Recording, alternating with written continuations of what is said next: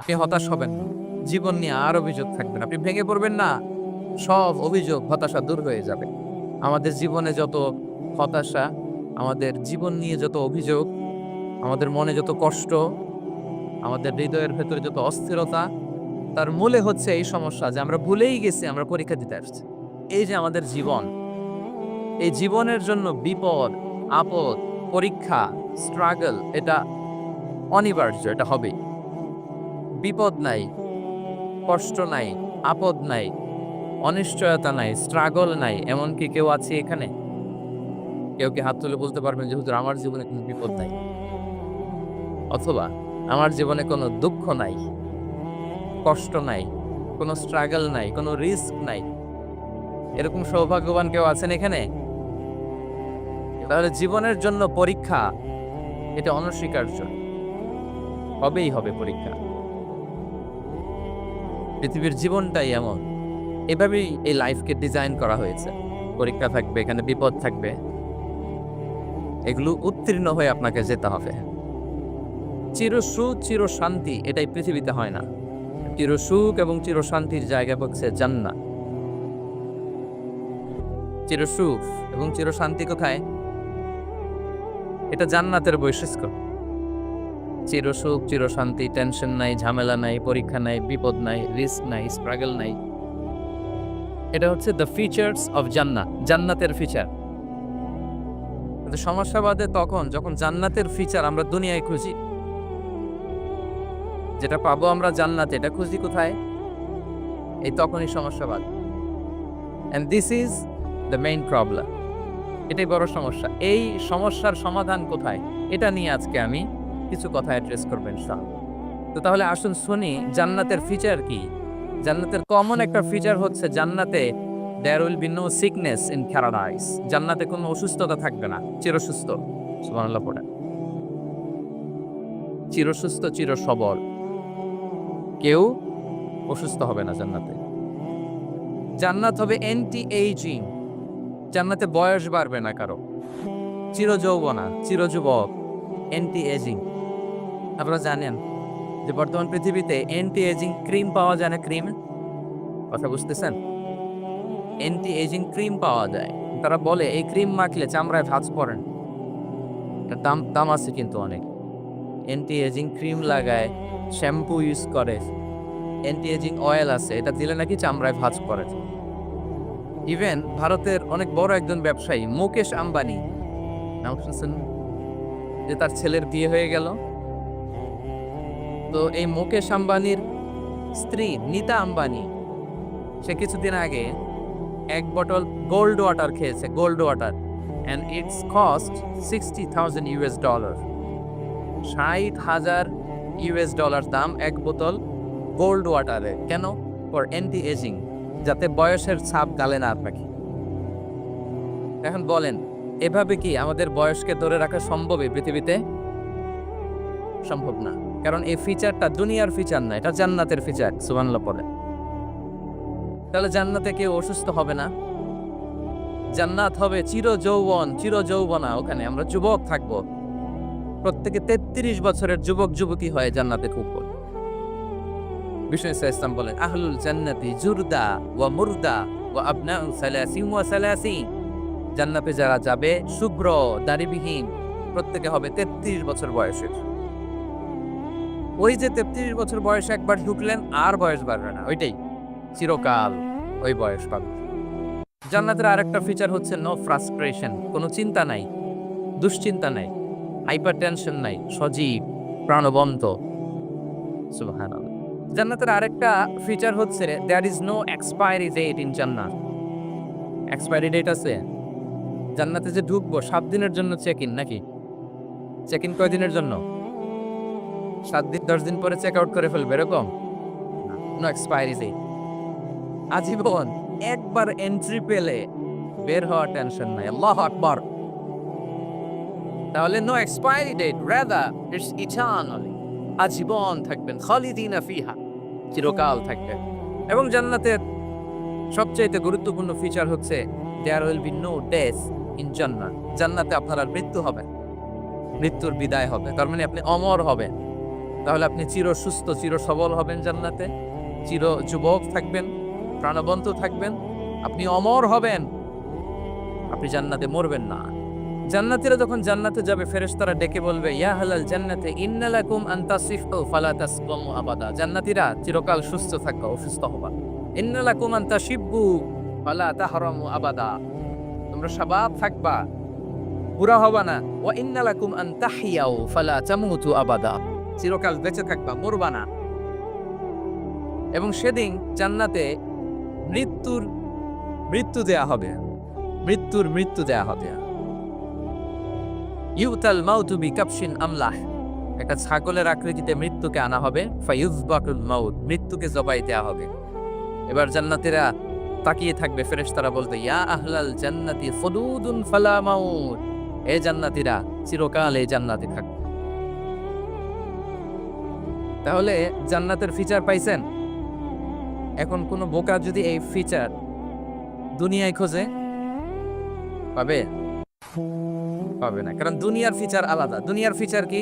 এই দুনিয়াতে বিপদ আসবে, কষ্ট আছে দুনিয়াতে, হতাশা আছে, ভয় আছে, অসুস্থতা আছে, বার্ধক্য আছে, এবং এই দুনিয়ার একটা এক্সপায়ারি ডেট আছে না? দ্য ডে ইউ ডাই, যেদিন আপনি মারা যাবেন, এটা আপনার এক্সপায়ারি ডেট। চলে যেতে হবে, চলে যেতে হবে। এই পৃথিবীতে মৃত্যুর অস্তিত্ব আছে। সবকিছু থমকে দিয়ে, আপনাকে চমকে দিয়ে মৃত্যু চলে আসবে, ঠিক কিনা বলেন? বলে। তাহলে এগুলো হচ্ছে দুনিয়ার ফিচার। এই দুনিয়াতে বিপদ আপদ, কষ্ট, ঝুঁকি, স্ট্রাগল, পার্থক্য, অসুস্থতা, এগুলো নিয়ে আমাদেরকে টিকে থাকতে হয়। এটা দুনিয়ার ফিচার, মিলাই ফেললে হবে না। জান্নাতের ফিচার একটা, দুনিয়ার ফিচার আরেকটা। দুনিয়াতে কষ্ট থাকবে, বিপদ আপদ থাকবে। এই দুনিয়ার ফিচারটা আল্লাহ তাআলা কোরআনের একটা আয়াতে খুব চমৎকার ভাবে উল্লেখ করেছেন। সেটা দিয়েই আমি আলোচনা শুরু করেছি। আল্লাহ তাআলা ইরশাদ করছেন, ওয়ালা নাবলুওয়ান্নাকুম বিশাইইম মিনাল খাউফি ওয়াল জু'i ওয়া নাকসিম মিনাল আমওয়ালি ওয়াল আনফুসি ওয়াস সামারাত ওয়া বাশশিরিস সাবিরিন। আল্লাহ তাআলা বলছেন, অবশ্যই আমি তোমাদেরকে পরীক্ষা করব, ভয় দিয়ে, ক্ষুধা দিয়ে, সম্পদের ঘাটতি দিয়ে, আতঙ্ক দিয়ে, প্রাণনাশ দিয়ে, ফল ফসলের হানি দিয়ে পরীক্ষা করবে। কিন্তু এই পরীক্ষায় যারা উত্তীর্ণ হবে, যারা সবর ইখতিয়ার করবে, ওয়াবাশশিরিস সাবিরিন, ধৈর্যশীলদের জন্যই হচ্ছে সুসংবাদ। আলহামদুলিল্লাহ পড়ে। তাহলে সম্মানিত সুধী, আমরা বুঝতে পারলাম এই পৃথিবীর ফিচার হচ্ছে এখানে বিপদ থাকবে, বিপদ ছাড়া কেউ থাকবে না। স্ট্রাগল থাকবে, কষ্ট থাকবে, ঝুঁকি থাকবে, রিস্ক থাকবে, এবং নানা ধরনের বিপদ আপদ দিয়ে আল্লাহ তাআলা আমাদেরকে পরীক্ষা করবেন। এটা মাস্ট, এটা আমাদের মাইন্ডসেটে নিয়ে নিতে হবে। মাইন্ডসেটে এটা ক্লিয়ার থাকতে হবে। চিরসুখ চির শান্তি এই দুনিয়াতে মিলবে। কোথায় মিলবে তাহলে এটা? তাহলে বিপদ আসবেই, আপদ আসবেই, পরীক্ষা থাকবেই আমাদের জীবন। তবে ইন্টারেস্টিংলি মজার বিষয় হচ্ছে, পরীক্ষাটা এক একজনের এক এক রকম। পুরো পৃথিবীটা একটা পরীক্ষা ক্ষেত্র, কিন্তু কারো প্রশ্নপত্রের সাথে কারো প্রশ্নপত্রের কোনো মিল নাই। সুবহানাল্লাহ। আমার পরীক্ষা একরকম, আপনার পরীক্ষা আরেক রকম, ওই ভাইয়ের পরীক্ষা আরেক রকম, ওনারটা আরেক রকম। সবাই পরীক্ষার্থী, কিন্তু কারো প্রশ্নপত্রের সাথে কারো প্রশ্নপত্রের কোনো মিল নাই।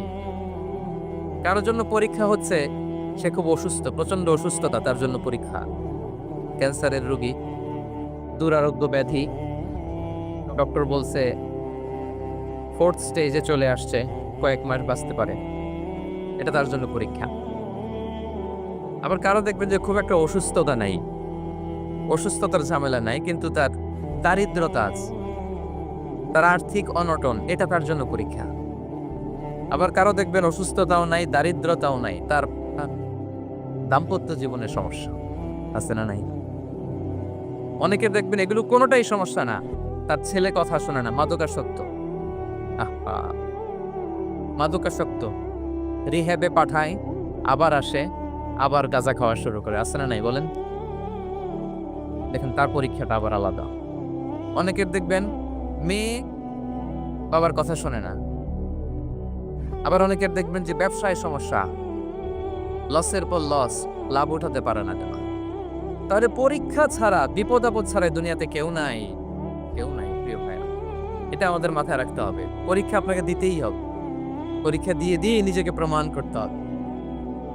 আর এক একজনের পরীক্ষাটা এক এক রকম, কারো পরীক্ষার সাথে কারো পরীক্ষার কোনো মিল থাকবে না। তো মাঝে মাঝে আমরা এটা ভুলে যাই। আল্লাহ তাআলা কালামে পাকে রিমাইন্ডার দিয়ে আমাদেরকে স্মরণ করিয়ে দিতে চান যে এই পৃথিবীতে আসলে তোমরা এসেছো পরীক্ষা দিতে। এটাই জীবনের বড় বাস্তবতা। আমাদের জীবনে যত হতাশা, আমাদের জীবন নিয়ে যত অভিযোগ, আমাদের মনে যত কষ্ট, আমাদের হৃদয়ের ভেতরে যত অস্থিরতা, তার মূলে হচ্ছে এই সমস্যা যে আমরা ভুলেই গেছি আমরা পরীক্ষা দিতে আসছি। এটা যদি ভুলে না যান, এটা যদি আপনার মাইন্ডসেটে থাকে যে পুরো জীবনটা একটা পরীক্ষা, তাহলে দেখবেন কোনো কিছু আপনাকে কাবু করতে পারবে না। আপনি হতাশ হবেন, জীবন নিয়ে আর অভিযোগ থাকবেন, আপনি ভেঙে পড়বেন না, সব অভিযোগ হতাশা দূর হয়ে যাবে। তারপরে বুঝতে পারলাম পরীক্ষা আপনাকে দিতেই হবে। পরীক্ষা দেয়া ছাড়া এই পৃথিবী থেকে চলে যাওয়ার কোনো চান্স বা সুযোগ আমাদের কারো নেই। সূরাতুল আনকাবুতে আল্লাহ তাআলা এই কথাটা আরো চমৎকার ভাবে বলেছেন। আল্লাহ তাআলা ইরশাদ করেছেন, আহাসিবান নাসু আইয়াতরাকু আইয়াকুলু আমান্না ওয়া হুম লা ইফতানুন ওয়ালাকাদ ফাতান্নাল্লাযীনা মিন ক্বাবলিহিম ফালা ইয়া'লামান্নাল্লাহুল্লাযীনা সাদাকু ওয়া লা ইয়া'লামান্নাল কাযিবিন। আল্লাহ বলেন, মানুষ কি ভেবেছে সে শুধু বলবে আমি ঈমানদার আর তাকে আমি জান্নাতে ঢুকাই দিব? না, কখনো না, কোশ্চিনকালেও না। বরং পূর্ববর্তীকালে যারা পৃথিবীতে এসেছিল তাদেরকে আমি পরীক্ষায় নিয়েছি, পরীক্ষা করেছি, এবং তাকেও ঈমানের প্রশ্নে সে সত্যবাদী মানে মিথ্যাবাদী পরীক্ষা দিয়ে দিয়ে নিজেকে প্রমাণ করতে হবে। ঠিক কিনা বলেন? পরীক্ষা দিয়ে আপনাকে প্রমাণ করতে হবে। এবং এই পরীক্ষার ব্যাপারটা এটা যে শুধু আমরা সাধারণ মানুষ, আমাদের জীবনে দুঃখ বিপদ পরীক্ষা এমন না। এই পৃথিবীর সবচেয়ে শ্রেষ্ঠ মানুষ যারা ছিলেন তাদেরকে আল্লাহ পরীক্ষা নিয়েছেন। বলেন তো এই পৃথিবীতে সবচাইতে শ্রেষ্ঠতম মানুষ কারা? সবচাইতে শ্রেষ্ঠ ভালো মানুষ কারা ছিল পৃথিবীতে? বলেন তো নবীরা। আওয়াজ করে বলেন তো কারা? তো বলেন তো নবীদের জীবনে পরীক্ষা ছিল কি ছিল না? হ্যাঁ ছিল। বেশি না কম? বিষ্ণু ইসলামকে জিজ্ঞাসা করা হলো, আইয়ুন নাসি আসাদ্দু বালাআন ইয়া রাসূলুল্লাহ, হে আল্লাহর রাসূল এই পৃথিবীতে কাদের জীবনে পরীক্ষা বেশি? বিষ্ণু ইসলাম বললেন, আল আম্বিয়া, নবীদের জীবন। আল আম্বিয়া সুম্মাল আমসাল ফাল আমসাল, সবচেয়ে জীবনে পরীক্ষার সম্মুখীন সবচেয়ে বেশি হয়েছেন নবীরা। তারপরে নবীদের পরবর্তী অবস্থান যাতে সিদ্দিকিন যারা, সোহাদা যারা, সলিহিন যারা, আল্লাহওয়ালা যারা, তাদের জীবনে পরীক্ষা বেশি। ইউবতালার রাজুলু আলা হাসাবি দীনি, ব্যক্তির দিনদারি যত বেশি তার জীবনে আল্লাহর পরীক্ষাও তত বেশি। আপনি আল্লাহওয়ালা হবেন, আপনার জীবনে পরীক্ষাও অনেক বেশি। এজন্য ইমানদার হওয়া যেমনি মর্যাদার, ইমানদারের জীবনে পরীক্ষাও হবে অনেক বেশি। এবং পরীক্ষা যত বড়, খেয়াল রাখতে হবে, মন খারাপ করার কোনো সুযোগ নেই। পরীক্ষা যার জীবনে যত বড়, সেটাতে সফল হতে পারলে ওটার প্রতিদানও বড় দেব। পরীক্ষা যত বড়, এটাতে সাকসেস হতে পারলে এটার রিওয়ার্ডও তত বড়। বিষ্ণু ইসলাম বলেন, ইযামুল জাযাই মা ইযামিল বালা, বালা যত বড় জাযাও তত বড়, প্রতিদানও তত বড়। কারণ নবীদের জীবনে যদি খেয়াল করেন দেখবেন, যেই নবীর জীবনে পরীক্ষা যত বেশি সেই নবীর জীবনে সফলতাও তত বেশি। সাইয়েদানা ইব্রাহিম আলাইহিস সালামের কথাটা একটু খেয়াল করেন তো, বলেন তো ওনার জীবনে পরীক্ষা কেমন ছিল, বেশি না কম? ওনার জীবনের পরীক্ষা থেকেই তো আমরা এই শব্দটা ব্যবহার করি, আমরা বলি অগ্নি পরীক্ষা। কি বলি? মানে আগুনে নিক্ষেপ করা হয়েছে সাইয়েদানা ইব্রাহিম আলাইহিস সালামকে। তাও স্বাভাবিকভাবে না, উলঙ্গ করে, নেকেট করে, ওনাকে অপমানিত করবার জন্য ওনার গায়ের জামা কাপড় খুলে উলঙ্গ অবস্থায় আল্লাহর খলিল সাইয়েদানা ইব্রাহিম আলাইহিস সালামকে অগ্নিকুণ্ডে নিক্ষেপ করা হয়েছে। এরকম এক্সপেরিয়েন্স এই অডিটোরিয়ামের ভেতরে আমাদের কখনো হয়েছে? তাহলে সাধারণ মানুষের জীবনের পরীক্ষা আর নবীদের জীবনের পরীক্ষার মধ্যে পার্থক্য আছে না নাই? ওই পরীক্ষায় উনি পাশ করে ফেললেন। ৮৬ বছর পর্যন্ত আল্লাহর কাছে দোয়া করলেন, আল্লাহ আমাকে একটা নেককার সন্তান দাও। আল্লাহ সন্তান দেয় না। ৮৬ বছর পরে আল্লাহ তাআলা সাইয়েদানা ইব্রাহিম আলাইহিস সালাম এবং হাজারের ঘরকে উজালা করে সন্তান দিলেন। সাইয়েদনা ইসমাঈল আলাইহিস সালাম পৃথিবীতে আসলেন। কত বছর বয়সে? ৮৬ বছর বয়সের এখানে কেউ আছেন? হ্যাঁ? আছি আমরা কেউ? নাই। ৮৬ বছর বয়সে প্রথম সন্তান পেয়েছে। তাদের ঘরকে উজালা করে আল্লাহর নবী সাইয়েদনা ইসমাঈল আলাইহিস সালাম আসলেন। এবার আল্লাহ বললেন, যাও স্ত্রীকে আর এই কলিজার টুকরার সন্তানকে থাকো তো প্যালেস্টাইনে, প্যালেস্টাইন থেকে ১,৫০০ কিলোমিটার দূর দ্য ব্যারেন ল্যান্ড, ওই মক্কার ধুধু মরু প্রান্তরে রেখে আস, যেখানে কেউ নাই, মানুষ নাই, গাছ নাই, পাখি নাই, পানি নাই, যাও রেখে আস। আচ্ছা বলেন তো, ৮৬ বছর পরে যে লোকটা সন্তান পেল, বুঝেশুন উত্তর দিয়েন, ৮৬ বছর পরে যে লোকটাকে আল্লাহ তাআলা সন্তান দিল, তার হৃদয়ে ওই সন্তানের জন্য মায়া বেশি না কম? এমনি তো আমাদের প্রথম সন্তানের হিস্ট্রিটা একটু খেয়াল করেন তো। প্রথম আমাদের যে মেয়ে হয়েছিল বা যাদের ছেলে হয়েছিল, তার প্রতি আদর, সোহাগ, দরদ, ভালোবাসা, আল্লাহ কত ছিল। ৮৬ বছর বয়স আল্লাহ তাআলা ওনাকে সন্তান দিলেন, দিয়ে বললেন যাও হাজারকে আর ইসমাঈলকে মক্কার ধুধুমরু প্রান্তরে রেখে আস। আল্লাহ তাআলা বলতে দেরি, চলে যেতে দেরি নাই, মুহূর্তে উনি রওনা হয়ে গেল। সুবহানাল্লাহ বলবেন না? রেখে আসলেন মক্কার ধুধুমরু প্রান্তরে। এবার আল্লাহ বললেন যাও, রিটার্ন ব্যাক টু প্যালেস্টাইন, প্যালেস্টাইনে চলে যাও। চলে গেল, হৃদয়টা ভেঙে খান খান। অনেক বছর পরে আল্লাহ তাআলা আবার অনুমতি দিলেন, যাও এবার ছেলেকে রেখে আসতে পারো, যাও প্যালেস্টাইন থেকে আবার মক্কায় যাও। সাইয়েদনা ইব্রাহিম আলাইহিস সালাম প্যালেস্টাইন থেকে আবার ১,৫০০ কিলোমিটার পথ পাড়ি দিয়ে, এখনকার মতো ফ্লাইটে যায় না, গাড়িতেও না, উটে কিসে করে। উনি যে কতবার মক্কা থেকে ফিলিস্তিন এসেছেন আর গিয়েছেন, ইয়ত্তা নেই। গেলেন, এবার ছেলেটা হাঁটতে পারে, দৌড়াতে পারে, একটু একটু কথা বলতে পারে, আব্বা আব্বু ডাকতে পারে। কেমন মায়া লাগে বলেন তো? মায়া ভালোবাসায় যখন টইটম্বুর, ঠিক ওই মুহূর্তে আল্লাহ বললেন ছেলেকে জবাই করো, জবাই করো ছেলে। আল্লাহ তাআলা বলতে দেরি করেছেন, আল্লাহর আদেশ পালনে ১ সেকেন্ডও তিনি দেরি করেন নাই। ছুরি চালালেন, জান্নাত থেকে দুম্বা নিয়ে আসা হয়। এভাবে আল্লাহর নবী ইব্রাহিম আলাইহিস সালাম ওনার জীবনের প্রতিটি ক্ষেত্রে যেখানে আল্লাহ তাআলা ওনাকে পরীক্ষা নিয়েছেন, উত্তীর্ণ হয়েছেন। এবং দেখেন ওনাকে আল্লাহ তাআলা কি উপহার দিলেন, আল্লাহ তাআলা ওনাকে খলিলুল্লাহ উপাধি দিলেন, আল্লাহর বন্ধু। সুবহানাল্লাহ বলে। আল্লাহ তাআলা বলছেন, ওয়া ইযিবতালা ইব্রাহিমা রাব্বুহু বিকালিমাতিন ফাআতাম্মাহুন ক্বালা ইন্নী জাঈলুকা লিন-নাসি ইমামা।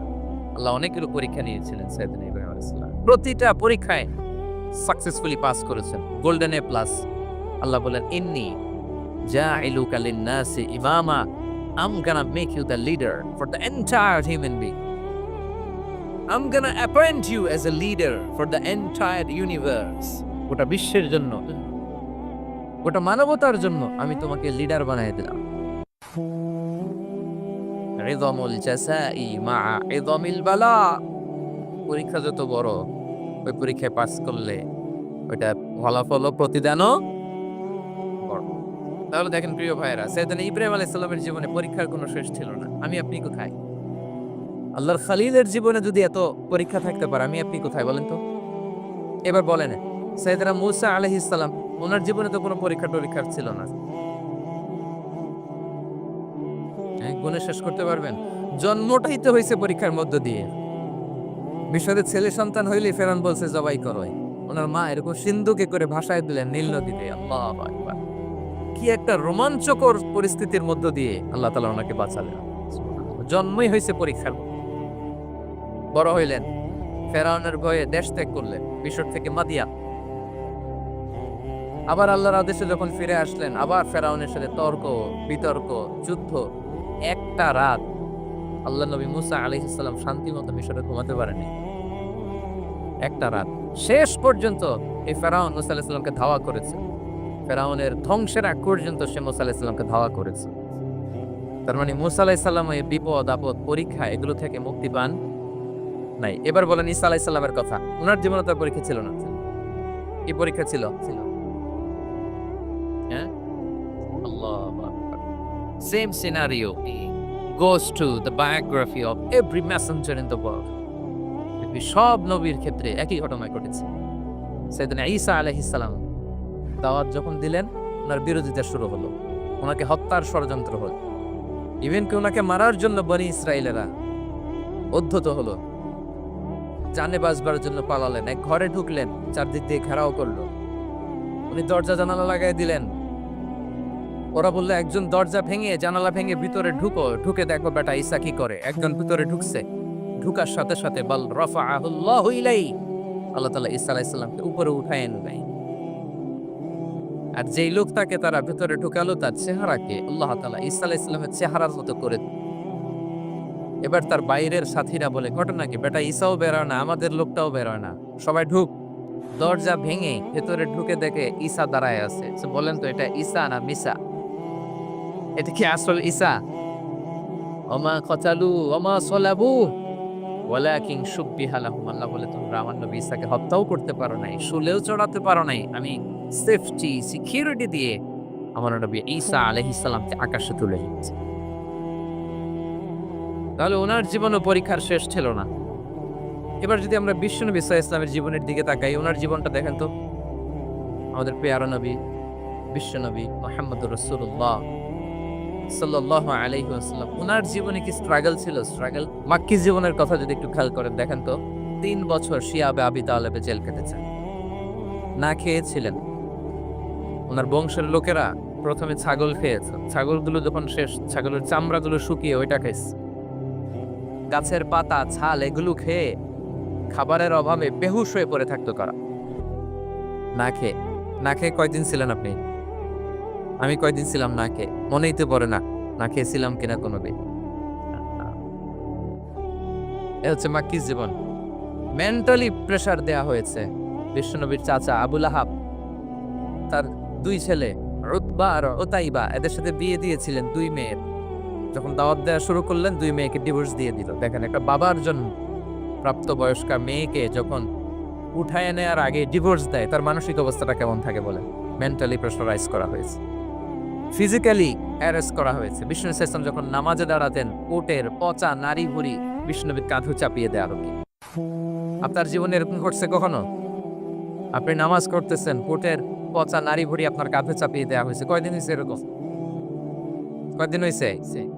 হ্যাঁ, তারপরে তো আলহামদুলিল্লাহ বেরোয় না মুখ দিয়ে। কেমন আছেন হুজুর? কইেন না, বেশি একটা সুবিধার না, তাই না? বেশি একটা একটু মিলাবেন। কতটুকু পরীক্ষা আমরা দিয়েছি। তায়েফে গেলেন বিশ্বনবী, তায়েফে গেছিলেন জমির বায়না দিতে, তাই না? জমি কিনবে তায়েফে। তায়েফবাসীদেরকে জাহান্নামের আগুন থেকে বাঁচাতে গিয়েছিলেন, নিজের জন্য না। সেখানে তায়েফের ছেলেরা পাথর মেরেছে বিষ্ণু ইসলামের গায়ে।